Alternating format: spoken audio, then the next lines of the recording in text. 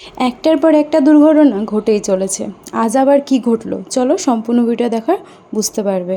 So hey guys, welcome to my another daily blog. So আজকে হচ্ছে day 5। আর দেখো এতটা রোদের মধ্যে মানে 10টা টাকা করে তিনজনের 30 টাকা বাঁচানোর জন্য দেখো এই রোদের মধ্যে আমরা হাঁটতে হাঁটতে গেলাম হসপিটাল। কারণ এখান থেকে আগে ভাড়া নিত 5 টাকা, বাট এখন করে দিয়েছে 10 টাকা। যাই হোক, কিছু করার নেই, ভাবলাম যে এইটুকুটা হেঁটে যাই, বেশি দূরত্বও নাই, বাট রোদের মধ্যে এটি যাওয়ায় অনেক ডিফিকাল্ট ব্যাপার লাগছিল আর কি। সো ওই অতটা রোদের মধ্যে গিয়ে তারপর আবার সেই 6 তলায় বাচ্চাকে নিয়ে ওঠা, ভাবা যায়, তাও আবার সিঁড়িতে। যাই হোক, হসপিটালে তো কোনোরকমভাবে ভিডিও করা অ্যালাউ নেই, তাও যেটুকুটা করেছিলাম। তারপর নামার সময় আমরা কোনো আর রিস্ক নিইনি, একদম লিফটে করেই নেমেছিলাম। বাট বাবু না ভয় পাচ্ছিল লিফটে। তারপর সোজা চলে যাই হসপিটাল থেকে বিশাল মেগামার্টে, ওখান থেকে টোটো নিয়ে নিয়েছিলাম আর 10 টাকা করে দিয়েছিলাম। না তো জানো, ওই রথবাড়ি থেকেও 10 টাকা নিত, আবার হসপিটাল থেকেও 10 টাকা। তো কোনটা ভালো, বেটার? আমার মনে হয়েছিল রথবাড়ি থেকে। সো এই খেলনাগুলো আমার না ছোটোবেলা থেকে দেখতে খুব ভালো লাগতো। মানে আমি কি বলবো, তখন আমরা দেখতেই পেতাম না।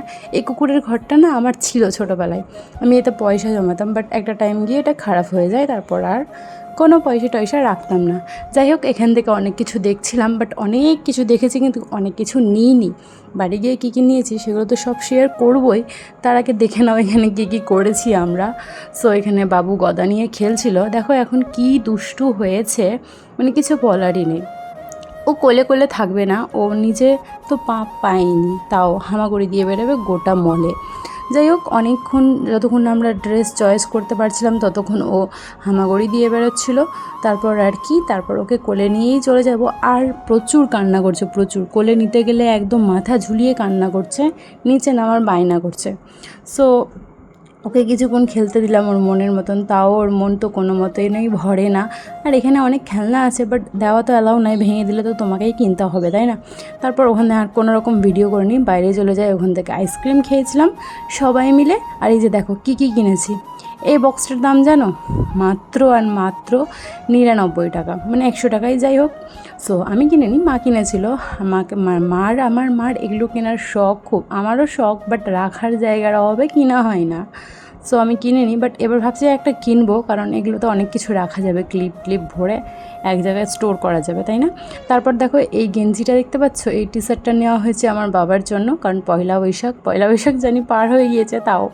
তারপর এটা নিয়েছিল আমার হাজব্যান্ডের জন্য, আর আমি নিয়েছি দুটো পুচকির জন্য। এটা বড় ননদের মেয়ের জন্য, আর মানে ননদের ছোট ননদের বড় মেয়ে, মানে বড় ও হয়ে গিয়েছে তাই।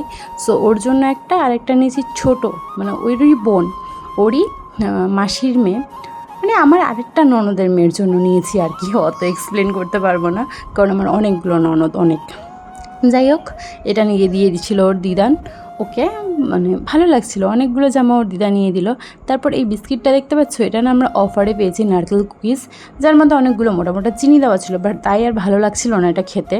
কিন্তু এটা আমরা পার প্যাকেট 42 টাকা করে পেয়েছি আমার নাম্বারে অফার থাকার জন্য। সো 99 টাকা করে দিচ্ছিলো, বাট নাম্বারে অফার ছিল বলে 20 টাকা আরও কম পেয়েছি, তো নিয়ে নিয়েছিলাম।